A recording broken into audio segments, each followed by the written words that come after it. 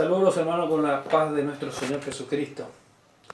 Nos encontramos en este tiempo compartiendo una palabra, una enseñanza de parte de Dios, ¿no es cierto? El Señor nos dio un mandato, ir y predicar el Evangelio a toda criatura. Y bueno, muchas veces hemos escuchado buenos predicadores predicando la palabra de Dios en lugares, ¿no es cierto? Pero también hemos escuchado falsas doctrinas, falsas enseñanzas. Y en este tiempo queremos refutar una falsa enseñanza que es esta que dice en el pizarrón: el salvo siempre salvo. Entonces hay iglesias y muchas radios y muchos canales en YouTube, en todos lados, que están enseñando que el salvo siempre es salvo. Y a la luz de la palabra de Dios esto es erróneo, o no es lo que la palabra de Dios dice. Entonces la palabra de Dios tiene una enseñanza que, por ejemplo, Apocalipsis dice: mira que nadie tome tu corona. Y hoy quiero hablar sobre Hebreos capítulo 10, verso 26. Así que si tienen su Biblia, busque allí conmigo. Hebreos 10, 26 dice: porque si pecaremos voluntariamente después de haber recibido el conocimiento de la verdad, ya no queda más sacrificio por los pecados, sino una horrenda expectación de juicio y hervor de fuego que ha de devorar a los adversarios. El que viola la ley de Moisés por testimonio de 2 o 3 testigos muere irremisiblemente. ¿Cuánto mayor castigo pensáis que merecerá el que pisoteare al Hijo de Dios y tuviere por inmunda la sangre del pacto en el cual fue santificado e hiciera afrenta al Espíritu de gracia? Qué tremendo es esto. Vemos que el pueblo de Israel, cuando salió de Egipto, el pueblo de Israel salió con promesa, salió con salvación, fue salvado de las manos del faraón. Sin embargo, la Biblia dice que el que violaba la ley de Moisés moría irremisiblemente. No había vuelta, moría sin salvación. El que pecaba en aquella época. Y acá dice: cuánto no más aquel que pisoteare la sangre del Hijo de Dios. ¿Qué significa pisotear la sangre del Hijo de Dios? Dice el verso 29, ¿cuánto mayor castigo pensáis que merecerá aquel que pisoteare al Hijo de Dios y tuviere por inmunda la sangre del pacto, el cual fue santificado e hiciera afrenta al Espíritu de gracia? Fíjese que la obra del Espíritu Santo de Dios es venir a nuestras vidas, a llamarnos, a convencernos de pecado, de juicio, de justicia. Pero si yo me rebelo, si yo rechazo el llamado de Dios, yo estoy haciendo afrenta al Espíritu de gracia y estoy pisoteando la sangre del Hijo de Dios. Entonces una persona, una vez que recibió salvación, recibió sanidad en su vida y se vuelve para atrás, está pisoteando la sangre del Hijo de Dios, está yendo contra el Espíritu Santo de Dios. Fíjense, esto dice en Hebreos capítulo 10, verso 26. Segunda de Pedro capítulo 2, verso 21 dice así la palabra de Dios. Dice: porque mejor les hubiera no haber conocido el camino de la justicia, que después de haberlo conocido volverse atrás del santo mandamiento que le fue dado. Pero le ha acontecido lo del verdadero proverbio: el perro vuelve a su vómito y la puerca lavada a revolcarse en el cieno. Qué tremendo esto. Y esto habla de aquellas personas que se volvieron para atrás. Verso 21 dice: porque mejor les hubiera sido no haber conocido el camino de la justicia, que después de haberlo conocido volverse para atrás. ¿Esto qué está hablando? El hijo pródigo un día también se fue de su casa, le pidió al padre su parte y se alejó del padre. Y el hijo dice que se fue y derrochó todos sus bienes, y un día le empezó a comenzar a faltarle las cosas, pasar hambre ya. Entonces él volvió en sí y dijo: volveré a la casa de mi padre. Y él hace esto, vuelve a la casa del padre, pide perdón al padre, pide perdón a Dios y al padre. Y el padre dice algo así: mi hijo era muerto, mi hijo estaba separado de mí, pero ahora ha vuelto en mí. Fíjense este detalle. Entonces toda persona que se aleja de Dios es como el hijo pródigo, está muerto, aunque esté vivo.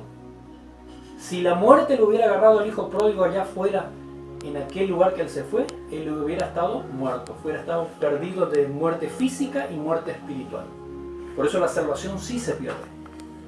Pero cuando él volvió a su casa, él recobró la salvación, recobró el perdón del Padre y fue restituido. Así que vemos que la salvación sí se pierde.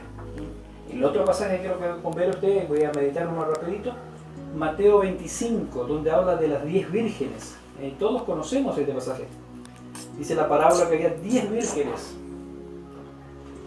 Entonces el reino de los cielos será semejante a 10 vírgenes que tomando sus lámparas salieron a recibir el esposo. 5 de ellas eran prudentes y 5 insensatas.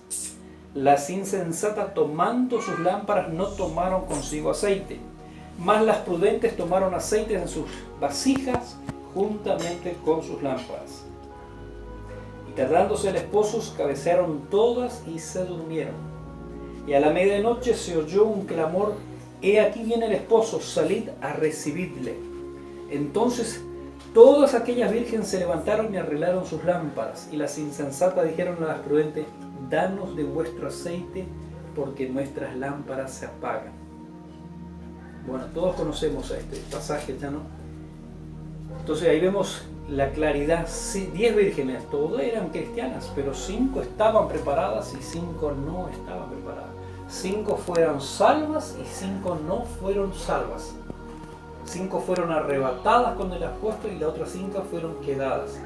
Así vemos que la salvación sí se pierde. Otro pasaje que quiero compartir también con vosotros es San Juan capítulo 15. Y habla, hay muchos pasajes en la Biblia donde habla de este tema. Y San Juan capítulo 15 habla así en verso 2: todo pámpano que en mí no lleva fruto lo quitará. Fíjense, todo gajo que no da fruto será quitado.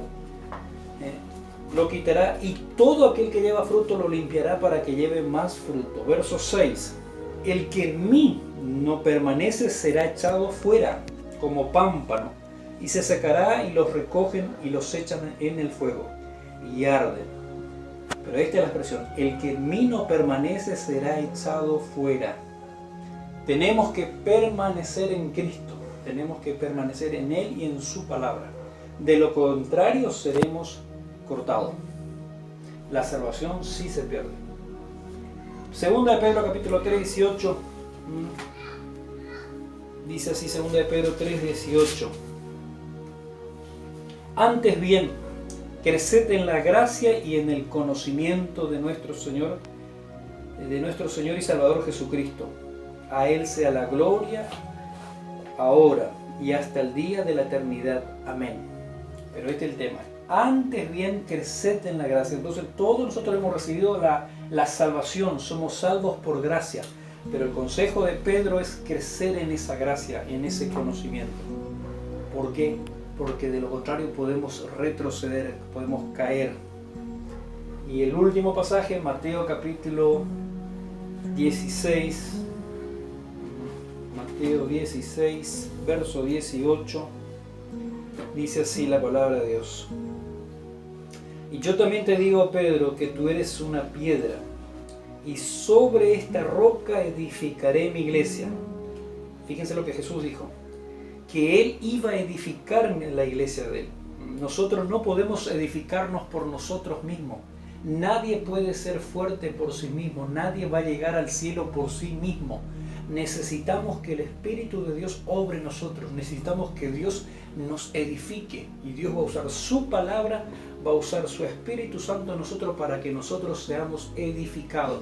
Fíjense lo que dice la palabra de Dios.